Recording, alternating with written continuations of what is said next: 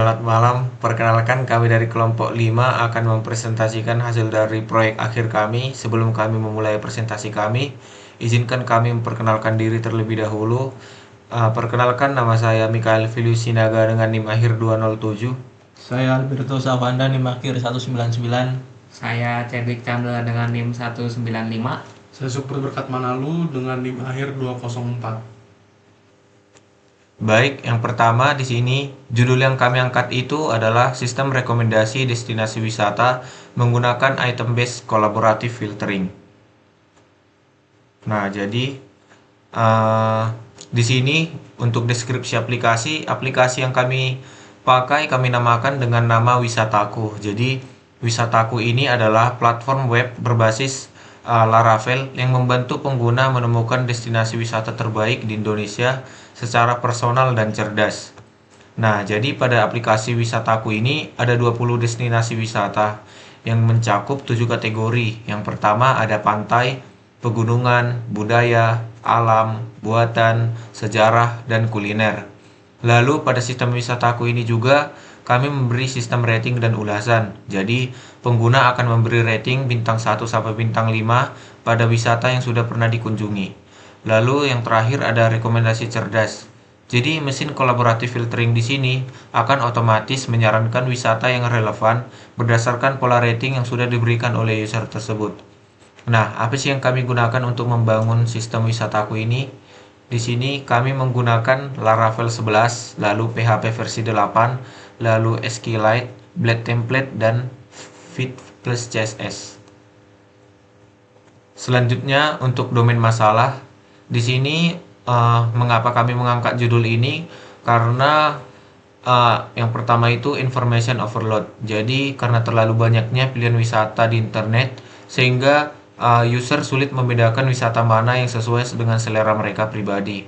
Lalu selanjutnya itu rekomendasi dari mulut ke mulut itu kadang tidak selalu relevan. Lalu rating umum itu tidak selalu mencerminkan preferensi individual dari setiap user. Dan yang terakhir itu wisatawan pemula itu seringkali salah dalam memilih destinasi. Lalu apa sih solusi yang kami usulkan di sini? Di sini kami membuat sistem rekomendasi berbasis perilaku pengguna, lalu personalisasi otomatis berdasarkan riwayat rating. Lalu di sini kami memakai item based collaborative filtering yang dimana tidak perlu deskripsi konten wisata, hanya cukup pola rating. Jadi semakin banyak pengguna maka akan semakin akurat. Selanjutnya akan dijelaskan oleh teman saya.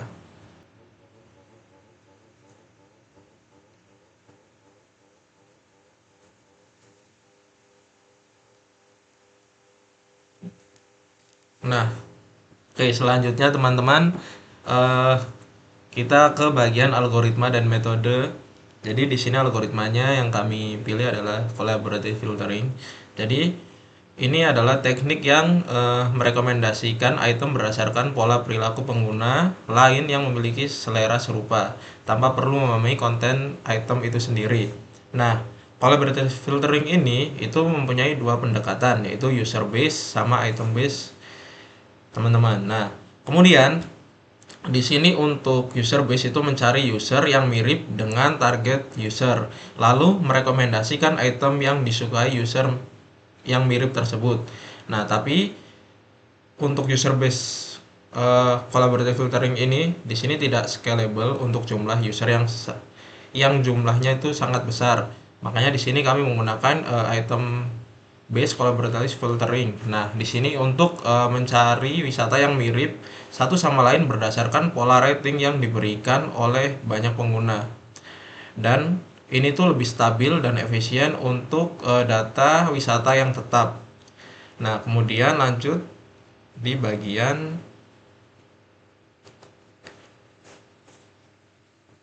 selanjutnya, yaitu adalah metode. Nah, di sini untuk metodenya adalah adjust Gaussian similarity dengan formulanya itu sebagai berikut. Nah, untuk keterangan variabelnya sendiri ada RUI, yaitu rating user U untuk wisata I. Kemudian ada RUJ, yaitu untuk rating user U untuk wisata J. Dan kemudian ada RU, yaitu rata-rata semua rating milik user. Dan kemudian ada sigma, yaitu penjumlahan hanya untuk user yang merating keduanya. Nah, di sini di metode ini itu punya range nilai. Jika min 1 0 itu dia berlawanan, jika 0,0 itu tidak ada hubungannya. Dan kalau plus 1 itu sangat mirip. Nah, kenapa kami menggunakan adjust ini? Karena di sini itu menghilangkan bias user. Kemudian kalau user A selalu kasih rating 5 itu dinormalkan, dan jika user B selalu kasih rating bintang 2 itu tetap sebanding, dan jika fokus pada pola, maksudnya adjust ini fokus pada pola bukan nilai absolut, dan kemudian di bagian terakhir itu ada hasil yang lebih akurat dan fair antar pengguna. Nah, kemudian di bagian ini yaitu alur sistem. Jadi bagaimana nih sistem ini bekerja? Jadi pertama, user itu akan memberikan rating di mana user login dan beri rating biasa 1 sampai 5 bintang pada wisata yang pernah dikunjungi. Nah, kemudian akan melakukan hitung similarity. Nah, sistem itu akan hitung adjust cosine similarity antara setiap pasang wisata. Nah, hasil perhitungannya akan disimpan ke database. Jadi itu ada di similarity score, dan kemudian disimpan di tabel recommendation untuk akses cepat. Nah, selanjutnya akan menampilkan rekomendasi. Jadi user membuka detail wisata, dan kemudian di sini sistem akan menampilkan top 6 wisata yang paling mirip dari yang sudah diskor tadi. Nah, selanjutnya akan dijelaskan oleh teman saya.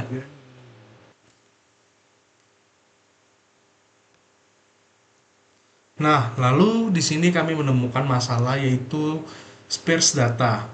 Yang dimana ketika jumlah data ratingnya masih sedikit, algoritma collaborative filtering ini tidak dapat menemukan pola yang cukup representatif.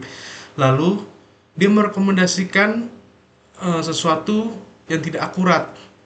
Jadi pada studi kasus nyata sistem ini, kami mengambil contoh yaitu dua user yang dimana namanya Agus dan Rizky.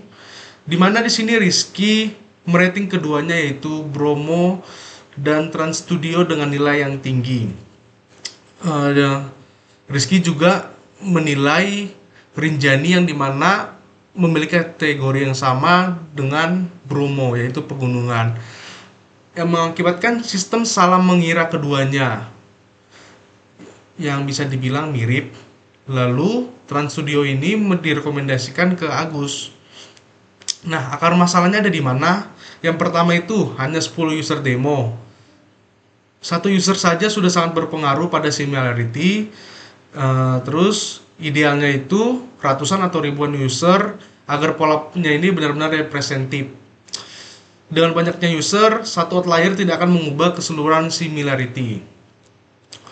Lalu kami memitigasi sparse datanya dengan cara yang pertama, minimum common user. Hanya hitung similarity jika minimal user merating keduanya. Jika user kurang dari 2, maka similarity-nya 0 atau tidak direkomendasikan. Lalu yang kedua, kami memperbanyak data user. Kami menambah user demo dari 10 menjadi 26 dengan pola rating yang berbeda-beda. Lalu banyak user pegunungan yang tidak merating tempat buatan.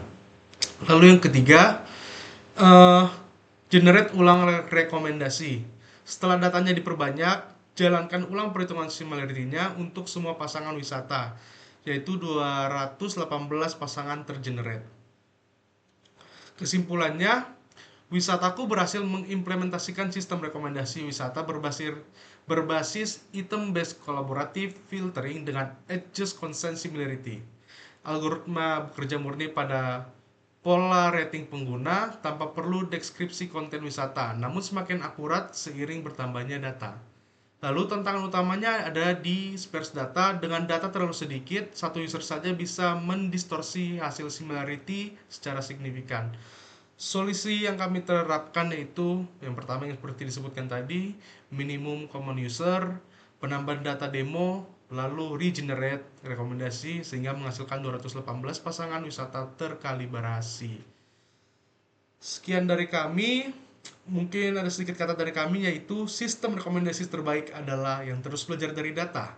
Semakin banyak interaksi, semakin relevan rekomendasinya. Saya Cedik Chandra dengan NIM 195 akan kurang lebih mendemokan website dari Wisataku ini. Dimana pertama kalau kalian masuk ke website Wisataku ini bakal menampilkan dashboardnya terlebih dahulu. Dashboardnya itu kurang lebih cukup ramai, dimana di sini bakal ada fitur pencarian, fitur masuk dan juga daftar gratis juga untuk tab wisata. Di sini kami menampilkan 7 kategori yang kami gunakan, dimana ini adalah ini dan juga destinasi wisata terpopuler dari website kami, di mana di sini bakal ada ulasannya juga dan juga ratingnya juga. Nah, di sini di bawahnya itu bagaimana sistem kami bekerja. User bakal pertama nge-login terlebih dahulu nih. Habis itu user bakal memberi rating dari halaman wisata yang user cari gitu.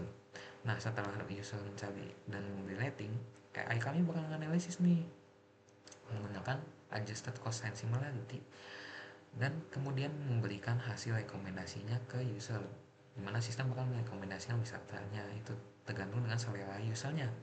Nah, di bawah ini juga ada bagian footernya kami, dimana bisa cukup interaktif, dimana kalian bisa juga cukup ditekan. Selanjut ke bagian kita pertama bakal daftar gratis terlebih dahulu, dimana daftar gratis ini kita bakal memasukkan nama lengkap kalian, nama lengkap usernya, lalu kita masukkan email juga. Emailnya di sini kita bisa buat seperti ini. Emailnya itu nggak boleh, harus unik ya teman-teman, jadi kayak nggak boleh yang sama sebelumnya, kalau nggak nanti error. Kemudian untuk password kita bisa menggunakan gabungan antara huruf besar, huruf kecil maupun simbol dan juga angka biar buat passwordnya itu cukup kuat. Nah, misal kayak gini, ini kita bisa memberi. Setelah kalian membuat passwordnya, kalian juga bisa melihat nih keuntungan dari daftar gratisnya, dimana salah satu itu bakal bisa mengakses dashboard analitik user. Setelah kita tekan daftar sekarang nih, kita bakal masuk ke dashboard analitik user tersebut.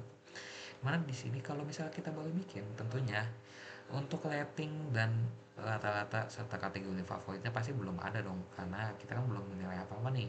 Kita juga bisa lihat kalau misalnya ada algoritma yang kami gunakan, di mana kita menggunakan adjusted cosine similarity dengan perhitungannya seperti ini. Di sini kita juga bisa mengakses riwayat kita, cuma karena kita belum rating apa-apa, jadi mari kita rating terlebih dahulu. Kita coba ambil contoh ini. Kita coba ambil Danau Toba. Danau Toba di sini kan cukup menarik ya. Kalau misalnya kita tekan tuh bakal nampilin detail dari Danau Toba tersebut. Contoh kayak tentang tempatnya, informasi wisatanya, di mana kotanya, provinsi dan lain-lain. Di sini juga bakal ditampilkan distribusi ratingnya. Nah, dari sini juga bakal tertampil ulasan-ulasannya. Di sini juga bakal nampil wisata terbaiknya, dimana kayak kurang lebih bakal berhubungan dengan Danau Toba tersebut, dimana danau tersebut kan alam ya. Di sini kita bisa memberi rating, kita ambil contoh di sini rating 5 dengan ini kalian. Lokasinya juga kalian bisa tekan ya, ini bakal langsung kebuka di Google Map. Nah, setelah disimpan, kita balik lagi ke bagian rekomendasi, bakal nambah nih total ratingnya itu 1. Ya, dimana kan tadi baru saja nge-rating dengan favorit kategorinya itu alam. Kita bisa ngecek lagi nih untuk ratingnya. Nah, lihat nih, bakal ke update dan langsung masuk ke ulasan terbarunya. Setelah dari dashboard, kita lanjut ke bagian wisatanya, dimana di wisata ini kita bisa melihat semua destinasi wisata yang dapat dipilih, dapat di rating. Nah, di sini kita bisa langsung mencari tempat destinasi wisatanya. Itu kayak mau filter, misalnya kita langsung ke Bromo bisa nih. Habis itu kita bisa hapus juga dan kita langsung ke kategorinya. Di situ bakal ada 7, dimana kita bakal bisa pegunungan. Misalnya nih, ini bakal nampilin cuma yang kategori pegunungan aja dan juga harga maksimum. Misalnya kita untuk harga maksimum itu bisa sampai gratis ataupun di bawah 500. Misalnya nih kalau untuk di bawah 500 nih ada 4, ya sesuai sama yang tadi. Nah, mungkin itu aja untuk demo demo kami demo website wisataku ini. Dan dengan berakhirnya demo, aku juga akan undur diri. Sekian dan terima kasih.